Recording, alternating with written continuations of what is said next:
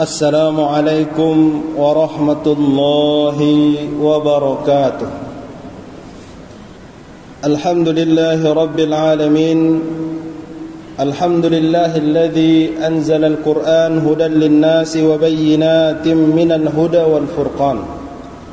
Ashhadu an la ilaha illallah wa ashhadu anna Muhammadan abduhu wa rasuluh. La nabiyya ba'da, amma ba'd. Puji syukur pada Allah Subhanahu wa taala. Alhamdulillah, pada siang yang penuh berkah ini Allah izinkan kita untuk bisa kembali berubudiyah, menyembah Allah Subhanahu wa taala, menunaikan kewajiban, menunaikan ketaatan kepada Allah Subhanahu wa taala berupa salat zuhur insyaallah yang sebentar lagi akan kita laksanakan.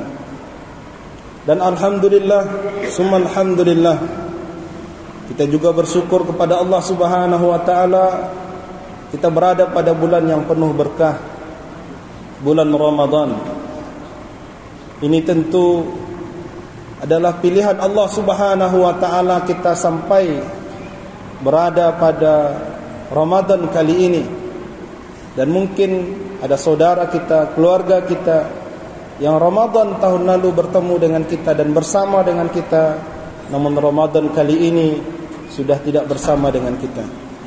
Ini adalah nikmat dari Allah Subhanahu wa taala yang harus kita syukuri, dan mudah-mudahan semakin kita bersyukur kepada Allah Subhanahu wa taala, semakin kita mendekatkan diri kepada Allah Subhanahu wa taala, Allah juga membukakan pintu rahmat dan keberkahannya kepada kita. Salat beriring salam pada baginda Nabi Muhammad sallallahu alaihi wasallam. Jemaah salat zuhur ya Allah muliakan. Allah Subhanahu wa taala memberikan panduan yang sangat luar biasa kepada kita orang-orang beriman, agar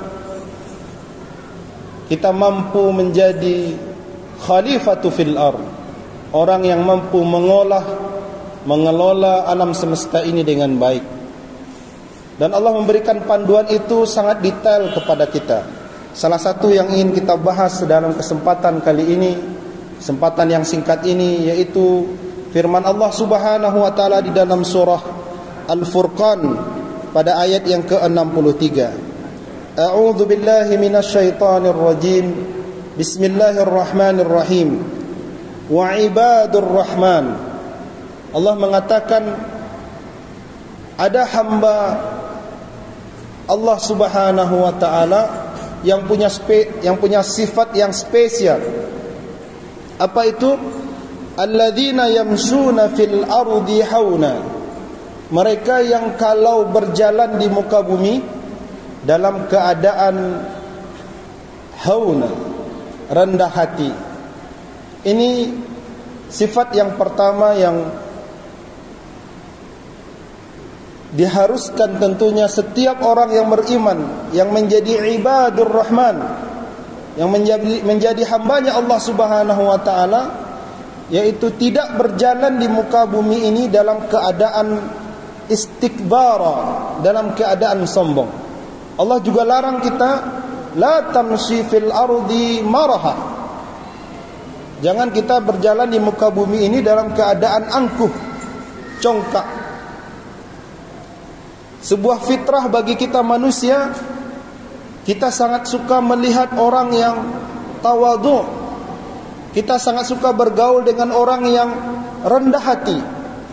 Kita akan menolak, akan susah rasanya berteman dengan orang yang kalau mau tajinyo nyuma ninggi sekali, manyombong saja. Akan susah kita berteman dengan orang seperti ini. Maka Allah katakan orang beriman ibadur rahman itu sifat yang paling menonjolnya apabila ia berjalan di muka bumi, artinya beraktivitas, dia berjalan dalam keadaan hauna, rendah hati.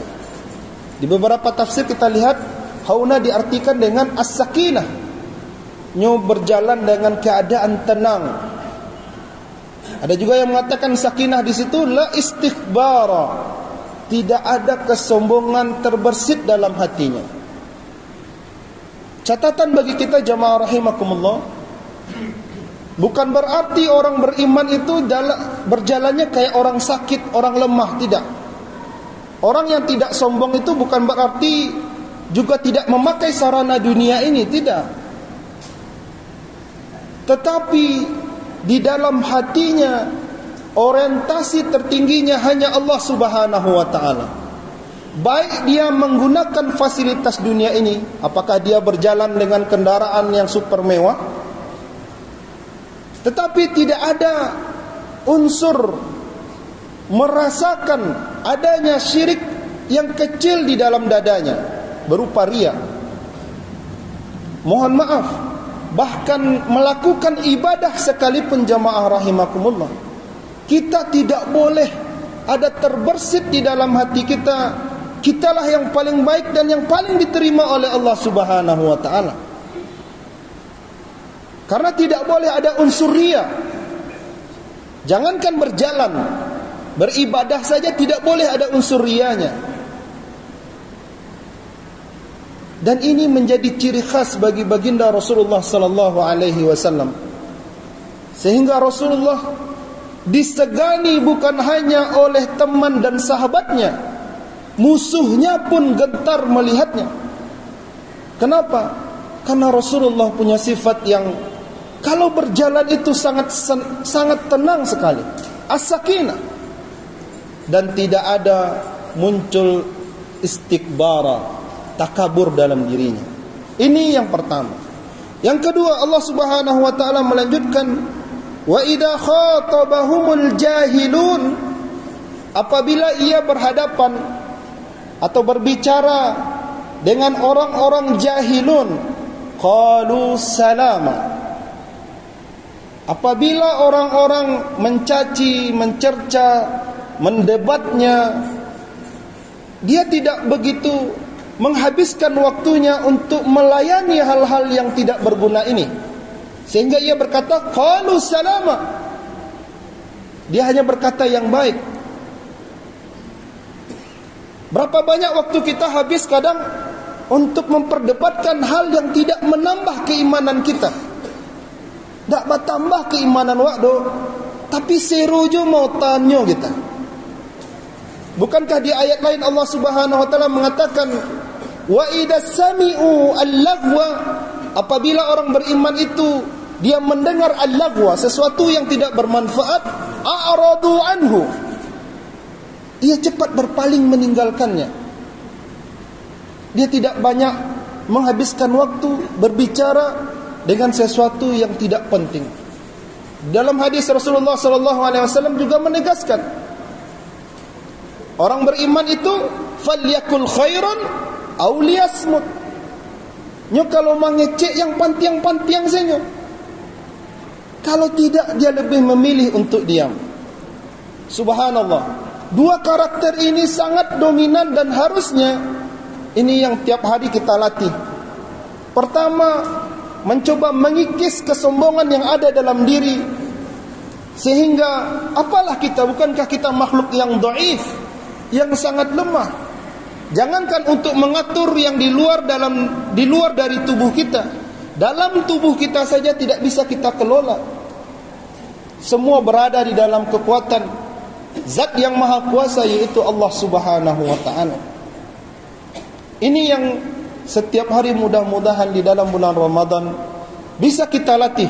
Semakin hari kita menjadi hamba Allah, semakin hilang sifat keakuan dalam diri kita, semakin hilang sifat saya lebih utama daripada yang lain, memandang rendah atau memandang remeh yang lainnya. Ini semakin hari mudah-mudahan dengan tarbiyatul Ramadan, dengan pendidikan Ramadan, kita makin hari makin mantap dan mampu menjaga lisan yang tidak membuang perkataan kecuali berkata yang baik-baik saja. Mudah-mudahan Allah izinkan kita mampu menjadi hamba Allah Subhanahu wa ta'ala. Astaghfirullah li wa lakum Assalamualaikum warahmatullahi wabarakatuh.